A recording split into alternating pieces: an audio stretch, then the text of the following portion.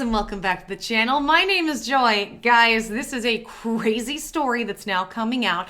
Apparently, Thomas Matthew Crooks, who was the shooter at the Donald Trump rally, his information is coming out about phones and cell phone devices. And apparently, he's got cell phone devices linked to FBI offices in Washington, D.C. And this is all coming out. What is happening and what is going on? And guys, make sure and subscribe and hit that notification bell so I can keep you up to date. Also, guys, as I'm showing you this info, sound off in the comments. Tell me what you see. Tell me what you hear as well. Leave me a like. Everything helps. So let's go ahead and dive in. So a few things. We know that Thomas Crooks was in a video for BlackRock. We are aware of that. Now, if you didn't see it, go check it out. I put up an interview with a guy who in June was with Thomas Crooks, and they were training. It was some type of gun training, pistol training, level 2 something. And anyway, the guy said he interacted with him, and when they spoke about politics, and I guess like the instructor and this guy were both Trump supporters, and it was only this guy and Thomas there. Thomas said nothing, just kind of smirked, which was weird. Now, there's a lot of information that's saying that there was more than one shooter. A lot of people are saying there was a shooter on the water tower. In fact, we had multiple reports by eyewitnesses who were there. And honestly, guys, look, I know you can't believe everything everyone says, right? But I'm more inclined to believe the witnesses that were at Trump's rally because most of them, it's proven to be true. And several of them said there were shots from multiple places. So an interesting thing about, we had the hearing yesterday with Kim Cheadle. Kim Cheadle would not give out any information. Everything is under investigation. Guys, they wouldn't even give a list of who was working that day. It's under investigation. They don't know who was working that day. When it comes to the bullets being fired, the shell casing, she says, we know how many were on that roof, but we're not going to tell you. But I thought it was a slanted slope roof. How could there be any there? Remember, she said we couldn't put anybody on that building because it was a slanted sloped roof, even though there were others on slanted sloped roofs that are even slantier and have been there. So the other thing, guys, and there's a reason I'm going over all of this, is that we have been told that, or we have seen video of that woman in the background with Trump who had the cell phone, who conveniently was pointing it at places before everything happened, didn't seem fazed, and a lot of people are saying that is an assistant FBI director. Now, that information has come out and people have said that's not her, but we also don't know who that woman is, and we haven't heard from her. And we've heard from so many of the people at the rally and people being interviewed. And look, I understand some people want their privacy, but most people, if you're a Trump supporter there, are happy to be interviewed and give out information because they want to know what happened and try to help the situation. Basically, it's been everyday citizens and all of us coming together and putting together information to figure this out. But we have this from Twitter. It's called the Oversight Committee. It's, Oversight PR. They have whistleblowers and have gotten information that link Thomas Crooks' devices directly to the FBI.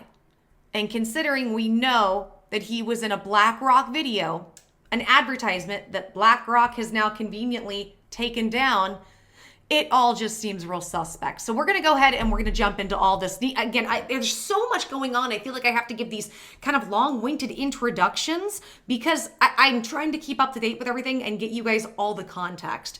So this is from the Oversight Project. It says, Assassination Info Drop. We found the assassin's connections through our in-depth analysis of mobile data to track movements of Crooks and his associates. To do this, we tracked devices that regularly visited both Crooks' home and place of work and followed them. So you guys can see here, and that where you're going to see it's DC. Why a special commission, not a task force, is needed? This cannot be business as usual. Business as usual almost got the real Donald Trump killed. Congress has already shown an inability to compel information, fact find, and bring accountability. And so you can see here, it's Brian Walker. It says a Secret Service failure to protect President Trump and his supporters is unacceptable. The American people deserve answers and accountability. I join my colleague Mark Morgan in calling for an independent commission to investigate and ensure this never happens again. And we can see from Fox News, ex-DHS and FBI official demand overhaul of Trump shooting probe after colossal security failure. So there's more. The attempted assassination of President Trump requires a swift and serious investigation. The record of this this Congress level, they lack the political will, resources, technical ability, and legal acumen to conduct such an investigation. A major impediment to scaling up oversight and investigations is needed for a House vote to step and enforcement mechanisms, contempt, leadership approval for subpoenas throughout the process. The American public have seen this Congress consistently hamstrung by these realities in the impeachment inquiry into President Biden and in attempts to hold Garland, Blinken, and Wray accountable for flouting congressional subpoenas. The solution is to appoint a special commission comprised of external parties to conduct a prompt and serious investigation. A House resolution could change the rules to empower a special commission at the outset with all those authorities. There would not be a need for any future votes except for removal if inquired. Time is of the essence. So this is basically they're saying that we need something comprehensive and an outside oversight committee to be able to actually look at this, which is what they are trying to do. Okay, guys, so let's go ahead and then go over this thread because this is just crazy. Someone who regularly visited Crooks' home and work also visited a building in Washington, D.C., located in Gallery Place. This is in the same vicinity of an FBI office on June 26, 2023. Whose device is this? I have a few things to say about this. Crooks was a loner. Remember, we kept hearing in that hearing yesterday from Cheadle, he's a loner, a loner, a lone, a loner, a lone shooter, a loner, a loner, a loner. Okay. With him being such a loner, who is it that's visiting, number one, because he didn't really have any friends or people coming over. Number two, who's visiting that would have ties to DC right next to FBI offices? Who? Should we think that not only does he have a few friends, even though we're told he doesn't really have any, that one of those friends is regularly going to Washington in the FBI offices from Pennsylvania, that he travels quite a bit? Does Crooks sound like the person that has friends that probably travel quite a bit and do things like that, if he has any friends at all? Whose phone is this? More. Another device linked to Crooks visited Plymouth, Massachusetts. Travel to Plymouth, Massachusetts via Pittsburgh to a Boston flight. Again, who? We found a device linked to Crooks' work that traveled to Butler, Pennsylvania on July 4th and July 8th. This device stopped all activity on July 12th. Was that a burner phone? It found the device linked to Crooks' work that traveled to Butler on July 4th and July 8th. Was it an accomplice? Was it an FBI agent? On August 30th, 2023, one device linked Crooks visited Allegheny Arms. Here's all the relevant locations within Bethel Park, Pennsylvania that are linked to both Crooks' home and places of work. The blacked out stuff, I think, we're not sure what those are. Maybe personal addresses. They don't want to dox people. So you can see here like high school, YMCA, school district administration building, work location, home location, Allegheny Arms and Gunworks. I hope I'm saying that right. We see a karate building, a laundromat, Floral Park Garden Center, South Park Golf, Planet Fitness. So it's interesting. And it says, for those that are tracking this type of data, we identify devices that were located at Crooks' home and his work within the past year. There were at least 9 devices linked to these ADIDs. We are willing to cooperate with legitimate investigations and share further information.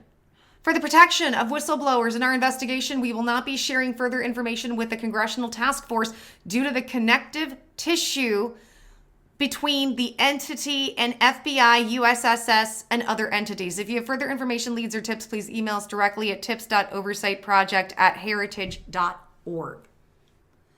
So they're saying they're not even going to share this information with the government because they are concerned for the safety of their whistleblowers. And that's smart, and they're not wrong, but it's just mind-blowing. So let's go ahead and go back a little further. And that's where we're at right now, guys. So some other people have said they've done some digging here. I've also done some digging since 2022. So in 2022, Thomas Matthew Crooks Google search near Huntsville, Alabama.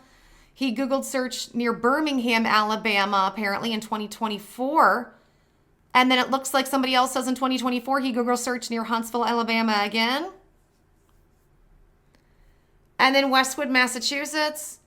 Now, I don't know much about this guy. I don't know if any of this is true, but let's say it is. And look, it says in Boston, Massachusetts, it also happened near the JFK Federal Building. And in Birmingham, Alabama. So, and it looks like the FBI office is in Birmingham, Alabama. Was this kid really traveling around a lot? Was this somebody who traveled quite often? Was this somebody who really left the state of Pennsylvania, no less his little town? And we're to believe all this? So I got a little more information on this as well. This is from Blaze, who covered this. It says phone associated with would-be assassin pinged near FBI DC offices in 2023. All the way in 2023, guys. Geolocation investigation shows a phone associated with Thomas Crooks visited Butler, Pennsylvania twice, just days before the shooting. A cell phone associated with the home and work address of would-be assassin Thomas Matthew Crooks visited the Gallery Place building in Washington, D.C. that houses a mall and offices of the FBI, the Heritage Oversight Project reported on July 22nd. The Oversight Project, part of Heritage's foundation, began a geolocation investigation hours after July 13th attempted assassination of former President Donald J. Trump at a fairground in Butler, Pennsylvania. Crooks, 20, was killed by a Secret Service counter sniper after opening fire on Trump and the crowd just after 6:11 p.m. Eastern. Only a perfectly timed turn of his head kept Trump from being killed instantly by a rifle round fired from about 130 yards away, experts said. The shooting took the life of retired Fire Chief Corey Comparator of Sarver, Pennsylvania, and seriously wounded David Dutch of New Kensington, Pennsylvania, and James Copenhaver of Moon Township, Pennsylvania. We began this investigation on the night of the shooting, an oversight spokesman told Blaze News. We've been working 24/7 since then. Project Oversight leaders said they hope other experts in the field of geolocation searches and criminal investigation will step forward to assist with their probe. The investigation was begun out of concern that the work of the FBI, Secret Service, and other federal law enforcement won't be transparent or thorough. Washington, D.C. is the only town in America that you can be so bad at your job that you can actually get a promotion or don't get fired. That is true. Investigators used Crooks' home and work address to find cell phones that were common to both addresses, then triangulated each phone's path of travel. They used commercially available phone identification numbers that are normally used to tailor advertising to the phone's user. According to oversight investigators, a phone associated with Crooks' work address at a nursing home in Bethel Park, Pennsylvania, traveled to the Gallery Place complex in downtown Washington, D.C. on June 26, 2023. The phone pinged 7 or 8 times from that location the same day. Was somebody giving him burner phones? Gallery Place, an 11-story mixed-use building constructed over the Chinatown Metro Station, is filled with retail stores and restaurants, but also houses offices of the FBI on the upper floors, former FBI Special Agent Kyle Seraphin told Blaze News. It is the closest offsite that I am aware of to Washington Field offices, Seraphin said. Agents are assigned to Washington Field, but they work out of Gallery Place. Investigators at the Oversight Project said the phone associated with the ID number most likely belonged to someone who visited Crooks at his place of work. They said they don't believe it was Crooks' phone. Geolocation technology uses a unique ID assigned to each cell phone and searches for common places where the phone is used to travel. Every device has an ID. It's kind of like a social security number for your cell phone, said a spokesman from the Oversight Project. It's unique and identifies the phone. You can't erase it. You can't refresh and get a new one, but you can only have one ID per phone. Investigators said that they found at least 9 devices associated with Crooks' home and work addresses in Bethel Park, Pennsylvania. They believe at least 2 of these phones belonged to Crooks himself, and his cell phone was found under Crooks's body after he was killed by counter snipers July 13th. Based on geolocation data, investigators found the device associated with Crooks that traveled twice from Bethel Park, just south of Pittsburgh, to Butler, about 55 miles north of Crooks's home. Those trips took place on July 4th and July 8th, 2024, the Oversight Project reported. That phone ceased all activity on July 12th, conveniently. The device also stopped at Home Depot in Butler, they said. A report from U.S. Senator Ron Johnson said Crooks purchased a 5.5-foot double ladder, 5.5-foot double ladder at Home Depot just after 9:30 a.m. on the day of the shooting. Investigators do not believe Crooks used the ladder to access the roof just north of the fairgrounds. Well, because they said that he had the ladder and that's how he got up there. But then when we see the building, well, are these 5'5" tall midgets that are in this building? So obviously it's not. But if he did have a huge ladder, he was just roaming around the fairgrounds with this huge ladder to get up there. Nobody says anything. Along with the drones and the thing for the rifle. The scope finder, is that what it's called? Sorry, I'm not a gun person. I'm not anti-gun. I just don't know much about guns to know the lingo. Maybe when the president wakes up from his nap, he can fire you. Investigators theorize that Crooks made trips to survey the Butler site in advance of the July 13th Trump rally at the Butler Farm Show Inc. Fairgrounds. Another device associated with Crooks took a flight from Pittsburgh to Logan International Airport in Boston on March 1st and then went to a hotel in Plymouth Harbor, Massachusetts. The device returned to Pittsburgh on March 4th. A phone device linked to Crooks visited the Allegheny Arms and Gun Works in Bethel Park on August 30th, 2023, the report said. The device is linked to Crooks' home and work addresses. Also visited various spots in Bethel Park, including the YMCA, a building that houses a karate school and a laundromat, a garden center, a golf course, and Planet Fitness, the report said. We are willing to cooperate with legitimate investigations and share further information, Oversight Project Director Mike Howell wrote on X. For the protection of the whistleblowers in our investigation, we will not be sharing further information with the Congressional Task Force due to the connective tissue between the entity and FBI, USSS, and other entities, as we saw. The Oversight Project report will undoubtedly add fuel to an already raging public debate about how a 20-year-old man with little-known firearms experience could access the AGR manufacturing complex north of the fairgrounds, climb on the roof with a perfectly line in sight to the podium, and squeeze off half a dozen or more rifle rounds at a former president before being killed. The frustration, the lack of details coming from the FBI and the Secret Service led to a collective venting of spleens by members of U.S. House of Representatives and Secret Service Director Kimberly Cheadle during a July 22nd hearing on Capitol Hill. Cheadle, appointed in September 22 by President Joe Biden, spent most of the more than 4-hour hearing deflecting, deferring to the FBI, or saying she simply didn't have the answers. Both Democrats and Republicans fired barbed questions at her, and many of the committee members demanding that Cheadle resign. Tempers boil over at several points in the hearing. Representative Nancy Mace, after not getting answers she wanted from Cheadle, told the Secret Service Director, "You are full of SHIT." Under questioning by Representative Lauren Boebert, Cheadle acknowledged that she knew how many shell casings were found near Crooks on the roof of the building on the 6th, but would not share the figure with Congress. Cheadle on numerous occasions told committee members they need to ask the FBI for those answers. I find this rather maddening, Boebert said, especially knowing that you do have answers from the FBI, who you have been passing the buck to in this entire hearing, not answering the congressional hearing, members of Congress, while you are under oath and under a subpoena. Guys, this is so big. And it's just sad that we can't trust the FBI. It's sad we can't trust any of these government entities. And it's sad that both sides, both Republicans and Democrats, don't seem to understand this. I think Republicans more and more understand they can't trust their government, while the Democrats say that selectively. When it comes to believe all women and everything is racist, believe everybody's account of everything, they fully are in support of it. But when it comes to this stuff, we're crazy conspiracy theorists, but they can believe that Donald Trump was never actually shot. And you know what the problem is, guys? The problem is both sides need to come together and look at things critically. We need to use our intuition, and also look at things from a critical eye. Critical thinking skills. We need to stop fighting each other and come together.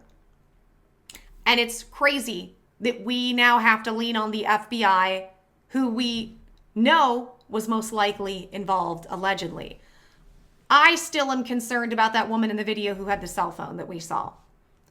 She was outed to be an assistant FBI director, and then they said, that's not her. Okay, can we have some evidence on where she was and what she was doing that day? And also that woman, can she come forward? Why has that woman not come forward to say anything? Why did she seem to predict what was happening when and didn't really have much concern? She was more concerned, though, about making sure she was hidden from the camera. There are so many unanswered questions, guys, but I'm really glad that we have people on the ground like this who are willing to do the work and come together so we can all figure out what happened. Because at this point, Trump is not safe. The Secret Service still protects Trump. The FBI still oversees a lot of this. And I'm concerned we're going to have more issues going forward if we don't know what happened and we don't hold people accountable. I don't know, guys. What do you think about what I showed you? What do you think about all this information? What do you think about my assessment?